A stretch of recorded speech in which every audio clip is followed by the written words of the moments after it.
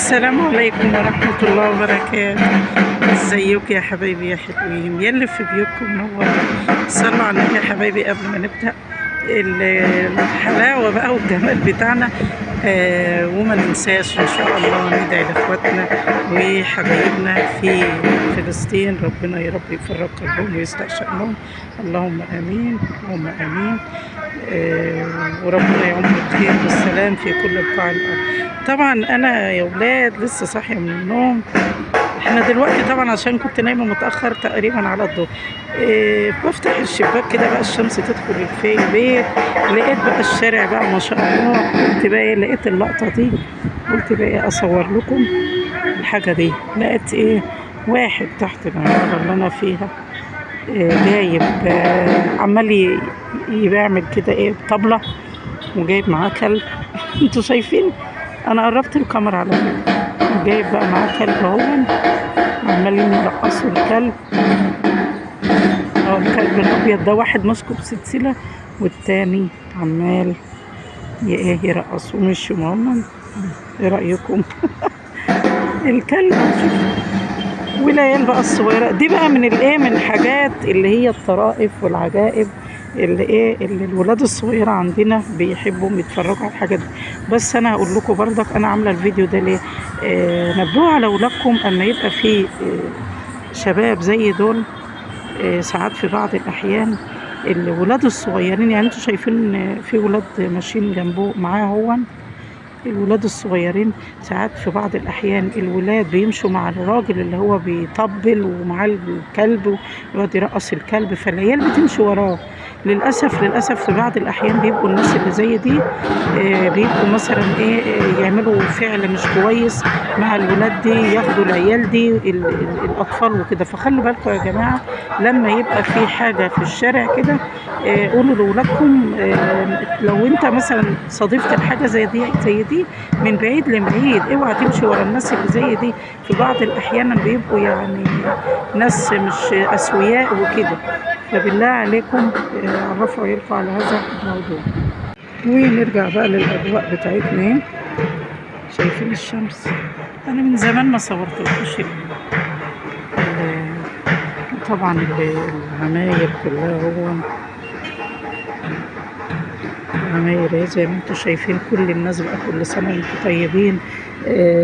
بمناسبة بقى رمضان ودخول رمضان، تلاقي الناس كلها، كله بقى اللي غسل الهدوم اللي غسل السجاد كله بيجهز ليها. اقول لكم ليه احنا بنعمل كده؟ انا عن نفسي بعمل كده. بدور في دفاتري في الشقة الحتة مثلا المكان اللي مش اللي عايز يتنظف قوي، او مكان المطبخ، السيراميك بتاع المطبخ، الحمامات وهكذا. ليه بقى؟ هقول لكم يا بنات انا بعمل كده ليه. طبعا اللي على الشارع ده جسر السويس صورت لكم كذا مره فيه. ليه انا بعمل كده؟ ليه؟ عشان يبقى عندك متسع من الوقت للعبادات.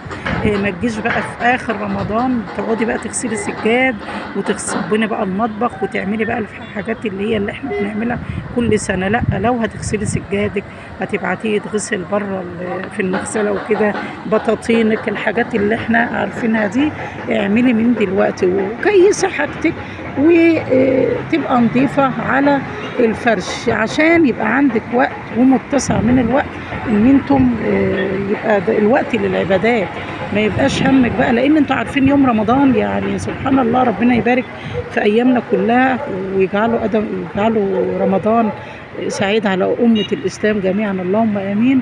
بيبقى اليوم يا دوب بنقوم من النوم، بتجهزي بتبتدي مثلا هتصلي الظهر، تخش على مطبخك، بتبص تلاقي عملت الفطار. بعد الفطار خلاص صلاة التراويح، بنيجي من صلاة التراويح بنبتدي بقى نجهز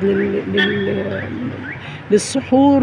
وتحسي بنبقى مضغوطين غير الأيام العادية. الأيام العادية انا عن نفسي يعني مثلا بتعملي اكله مثلا معينه في يوم، مثلا ما عملتيش اي اكل خالص، ولادنا بيدخلوا المطبخ، اي عيل حتى لو طفل بيدخل يعمل يجيب حته جبنه، حبه بيض، يعمل بيضتين، مش عارف وبتتقضى باي حاجه. لا، لكن لا، في رمضان لمتنا لازم الناس كلها بتتلم ويبقى في تجمعات، ولازم يبقى كل الاكل على السفرة، حتى لو الاكل فايض من عندك ما بنرموش طبعا، بتسخنيه تاني يوم، فبيبقى ليه تجهيزات تانية غير الايام العادية. فانا عشان ما تبقوش مضغوطين حاولوا يا بنات زي ما انتم شايفين اهو، بسم الله ما شاء الله، قدامي في العمارة العادية اللي قدامي دي كذا بلكونة هم ما شاء الله ناشرين كمية هدوم.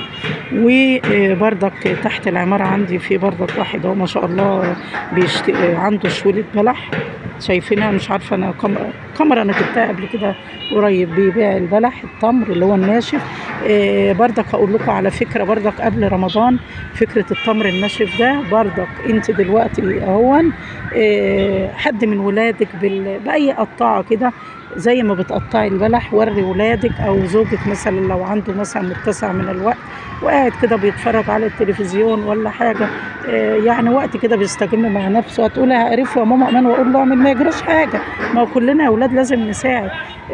لو سمحت بالله عليك وانت قاعد كده ال3 كيلو ال4 كيلو ال5 كيلو التمر دون فصصهم لي بس ليه بقى كده بردك، وتحطيه في التلاجة او مش في التلاجة، الجو اصلا ساقع عندنا دلوقتي يعني مش هيبوظ، ده بيبقى سهل عليكي لما بتقومي من النوم بيبقى اللهم بارك، بيبقى متفصص جاهز، مش لسه هتقعدي تفصصي تطلعي النوى منه، لا بيبقى جاهز يا دوب على الاكل على طول وكده.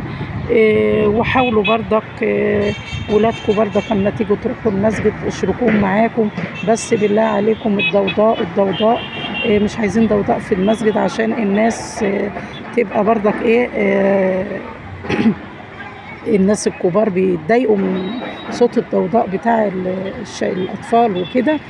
انا بقولكيش ما تروحيش، بس علمي ولادك على قد ما تقدري وكده، وفي نفس الوقت احنا برضك السيدات الكبار مش عايزين يا جماعة نقسى على الاطفال الصغيرين ان احنا نزعق اثناء يا جماعة اللي معاها طفل ما تجيبوش تاني المسجد، مش عارف لان الولاد دي لما تكبر في المسجد وروحانيات المسجد بعد ما تكبر هتبقى دي ذكرى جميلة عندها، وفي نفس الوقت مش ذكرى بس يا حبايب قلب، لا الولاد هتبقى بقى مش عبادة بس، لا عادة مع عبادة، تعودهم على مروح المسجد، بالذات الصبيان الشباب الولاد لما زوجك او انت بتاخدوهم معاكي بتبقى حاجة جميلة. بعد كده في الكبر لما بنشخط في العيال او بنترك اثر سلبي مع الاطفال في المساجد يا جماعة، الولد او البنت ما بيبقاش عايز يدخل الجامع تاني، لا ما هو كان في ست كبيرة زمان بتقعد تزعق لي، كان في راجل عجوز كده زمان كان بيقعد يزعق لي، لا لا لا انا ما كنتش بحب ادخل المسجد، ونيجي ندور على اولادنا للاسف بنلاقيهم ما بيحبوش يدخلوا المساجد، وممكن في بعض الأحيان إلا من رحم ربي ما بيصلوش أصلا.